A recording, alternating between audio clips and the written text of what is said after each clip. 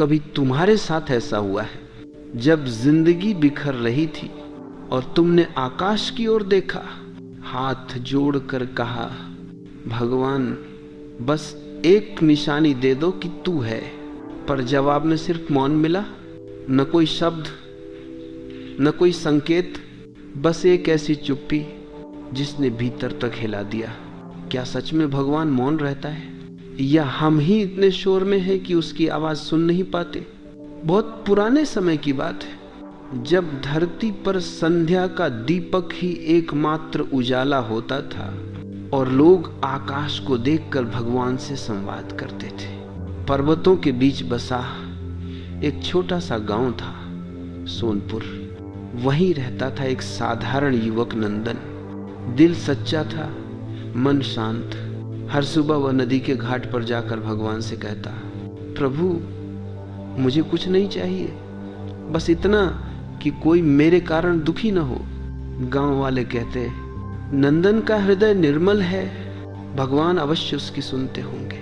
पर शायद भगवान पहले उन्हीं की परीक्षा लेते हैं जो उन पर सबसे ज्यादा भरोसा करते हैं। एक वर्ष गांव पर विपत्ति आई, बादल नहीं बरसे, नदियां सूख गई, बच्चे भूखे, खेत बंजर, हर चेहरे पर निराशा का धुआं।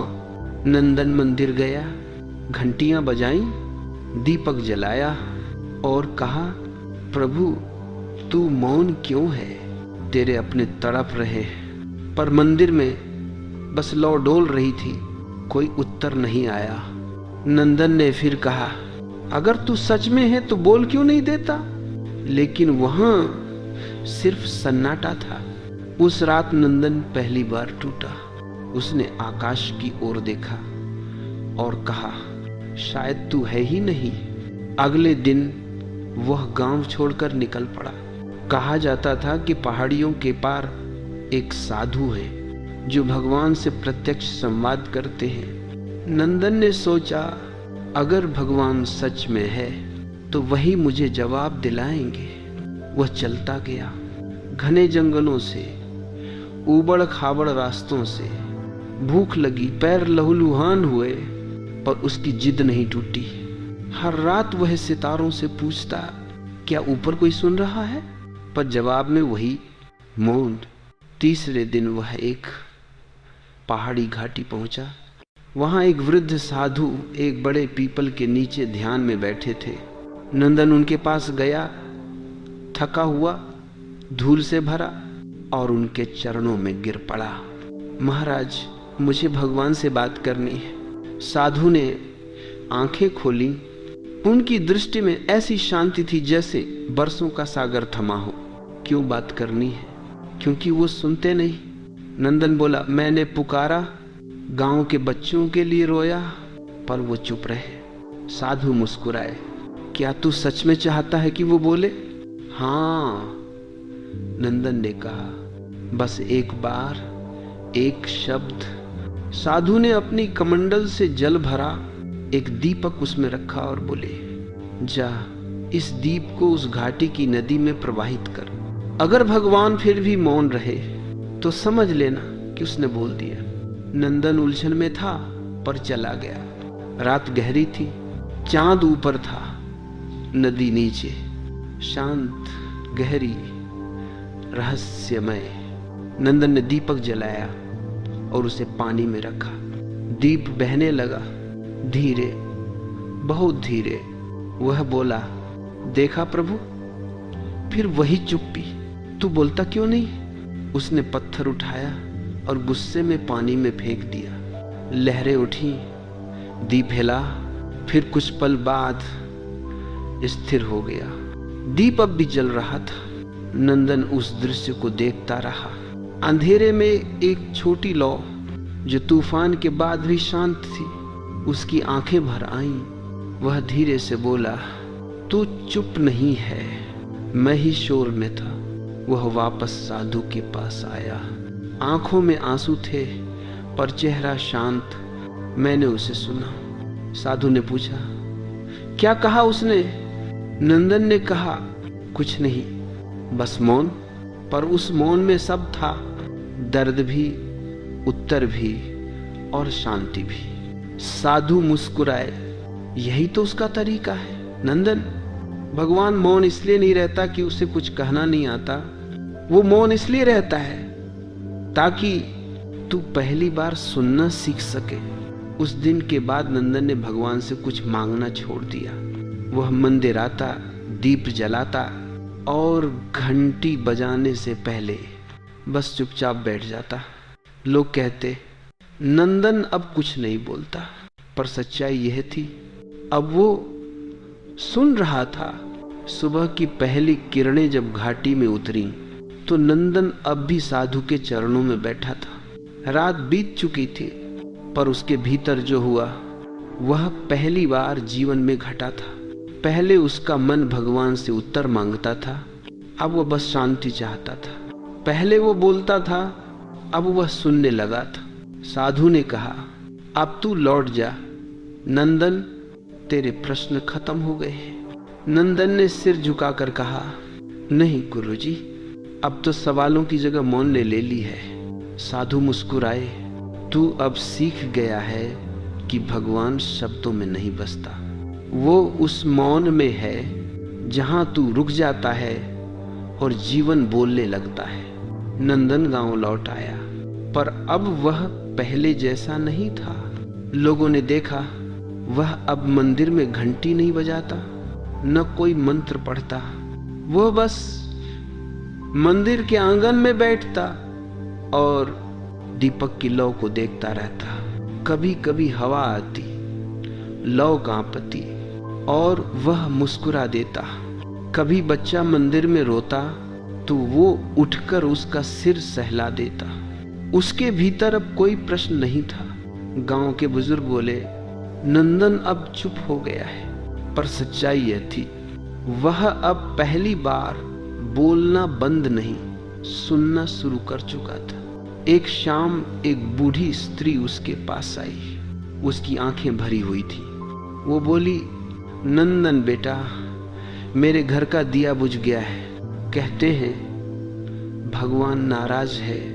नंदन ने धीरे से कहा, दिया भगवान नहीं बुझाता माँ, कभी कभी हवा इसीलिए आती है कि हम फिर से लौ जलाना सीखें। वो स्त्री चली गई, पर उस रात नंदन देर तक सोचता रहा।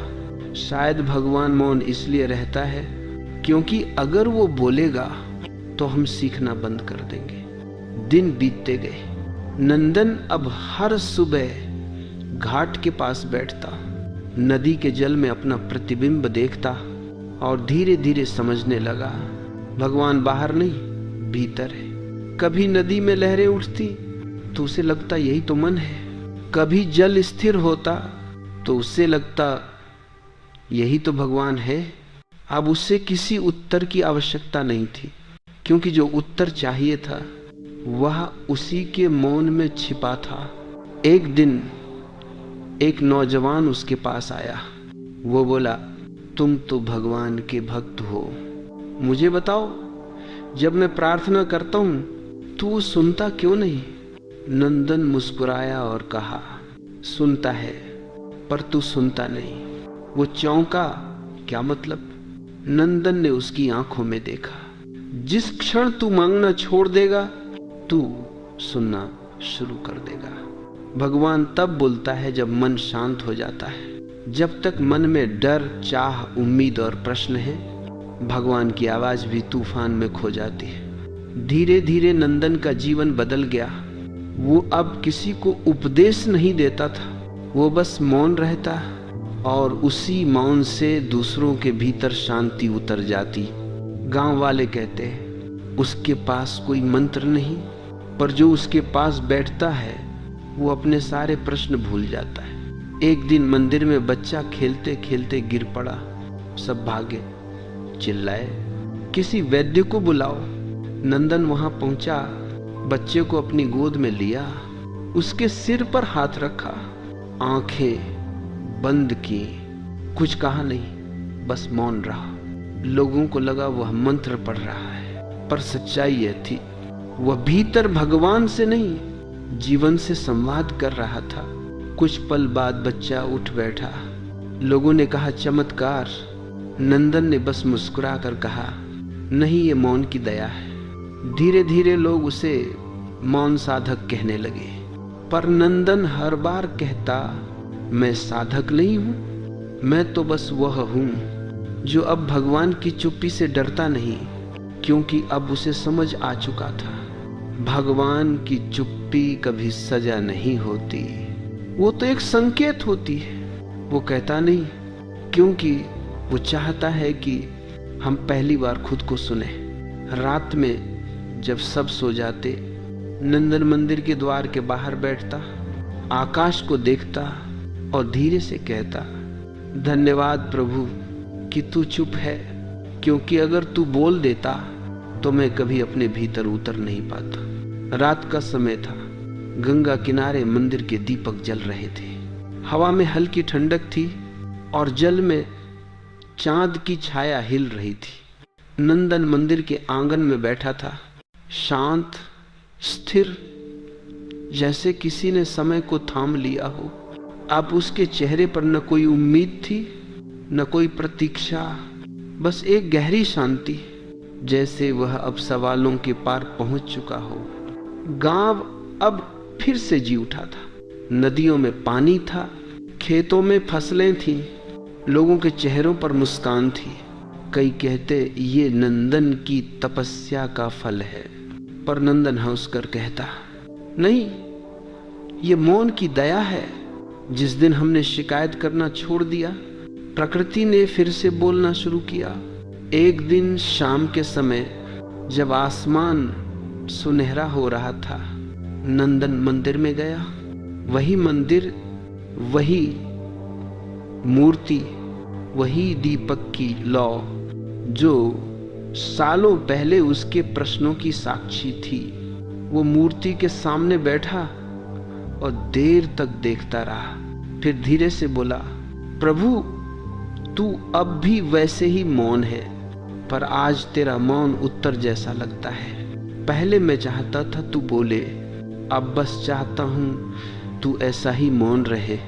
उसने सिर झुकाया और कहा, धन्यवाद, क्योंकि तेरी चुप्पी ने मुझे सुनना सिखा दिया। रात उतर आई थी, मंदिर में बस एक दीपक जल रहा था। नंदन वहीं बैठा रहा, जैसे उस लौ के साथ एक हो गया हो। धीरे धीरे हवा थम गई, दीपक की लौ स्थिर हो गई और मंदिर में ऐसा सन्नाटा छा गया जैसे खुद भगवान उतर आए हों। नंदन ने आंखें बंद की, चेहरे पर एक हल्की मुस्कान थी, जैसे कोई यात्री मंजिल पा गया हो। उसकी सांसें शांत हो गई और उसी मौन में वह लीन हो गया, बिना आवाज, बिना शब्द, बस पूर्ण शांति में। सुबह जब सूरज उगा, गांव वाले मंदिर पहुंचे। दीपक अब भी जल रहा था, पर हवा बिल्कुल नहीं थी। मूर्ति के सामने नंदन बैठा था, मुस्कुराता हुआ। पुजारी ने धीरे से कहा, नंदन अब नहीं रहा। पर फिर मंदिर के भीतर घंटी अपने आप बज उठी। कोई हाथ नहीं था, पर उसकी ध्वनि में एक शांति थी जो भीतर तक उतर जाती थी। पुजारी बोला, नहीं, नंदन गया नहीं है, वो मौन बन गया है और मौन कभी जाता नहीं। उस दिन के बाद से हर शाम मंदिर की घंटी अपने आप बज जाती, दीपक की लौ अपने आप जल उठती। कोई नहीं जानता कैसे, पर जब भी कोई वहां बैठता उसे वही सुकून महसूस होता, जैसे किसी ने धीरे से उसके भीतर कुछ कहा हो, बिना बोले। कई साल बाद एक यात्री उस मंदिर से गुजरा। वो रात को रुका, दीपक के पास बैठा, आंखें बंद की और अचानक उसे लगा, किसी ने भीतर से कहा, बहुत धीरे, बहुत पास से, भगवान मौन नहीं है, वो हर उस क्षण में बोलता है जब तुम बोलना बंद कर देते हो। यात्री की आंखें भर आईं। वो बोला, अब समझ गया, भगवान की चुप्पी उसकी दूरी नहीं, उसकी निकटता है। कभी अगर तुम्हें लगे कि भगवान तुम्हारी प्रार्थना नहीं सुन रहा, तो थोड़ा ठहर जाना, थोड़ा चुप रहना, क्योंकि उसका उत्तर शब्दों में नहीं आता, वो उतरता है। मौन में। भगवान मौन नहीं है, वो हर उस हृदय में बोलता है जो पहली बार सच में सुनना शुरू करता है। नमस्कार साथियों, मैं कमलेश। अगर आपको हमारा काम पसंद आता है और आगे ऐसे ही और वीडियो चाहते हैं तो हमें सब्सक्राइब और लाइक करके हमें सपोर्ट जरूर करें। मैं आपका आभारी रहूंगा।